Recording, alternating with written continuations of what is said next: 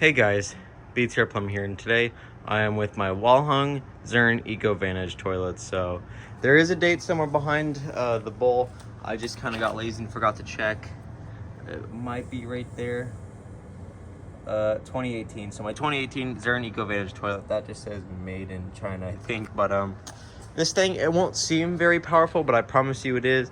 These toilets aren't really designed to swirl, and this one actually has a slight swirl, which is pretty cool. Yes, it is on the 20-gallon tank. It is on a 1.6 diaphragm, even though this one's rated from 1.1 to 1.6, so actually that's perfect. But yeah, once again, I apologize. It is dirty on the outside. It just poured rain about 2 hours ago and kicked up so much mud on it. But yeah, this is brand new, non-used.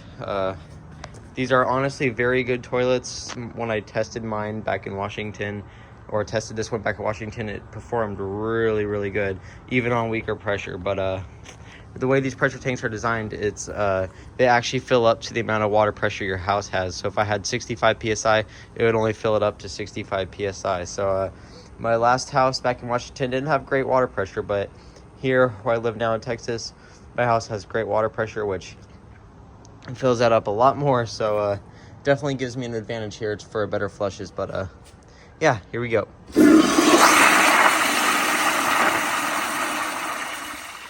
See, that's a really violent flush. Even though I have this thing down so freaking tight, it lifts up a tiny bit, and I can fit my fingernail under there. And if I tighten it anymore, it'll most likely crack the porcelain, and I definitely don't want to do that. So I'll probably only flush it 2 or 3 more times. Otherwise, that that flush number will most likely lift up and go to the moon. So yeah, something with this, the design here is, I'm not a huge fan of how it sticks out like that, because that's literally just literally a tube that shoots out where the siphon jet is. The only reason I don't like that is because I've seen it where calcium and stuff will build up around there, unlike some other toilets where it's more smooth, where the siphon jet comes out. The water is a little bit cloudy. I do apologize for that, but let me give you another flush at an angle like this. Here we go.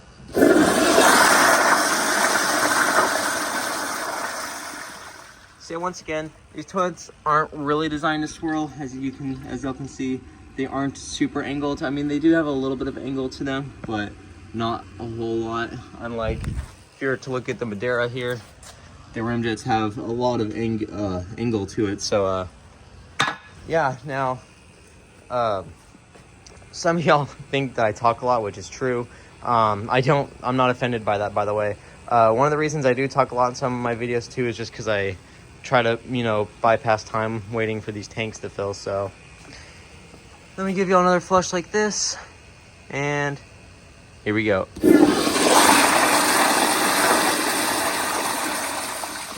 So yeah, this thing has great bowl ends in every spot. I can't see a single spot that the water didn't hit, which is very good. So if anything sticks to the bowl, it's definitely not the toilet's fault. So a lot of people aren't a huge fan of Zurn, and I can understand that. I mean, Zurn is a pretty big company, and you do sometimes see a lot of their fixtures around. I know Target usually uses a lot of either Zurn or Toto fixtures. So, and I have seen plenty of these in person. Not that that's not in my collection. So let me give y'all one last good flush like this, more of a front view. And my phone doesn't want to focus. Okay, here we go.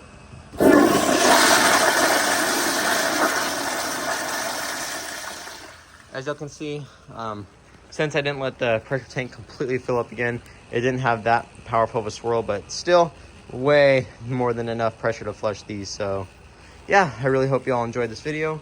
If you did, please like, subscribe, leave y'all's comments down below, and see you guys in the next video. Bye.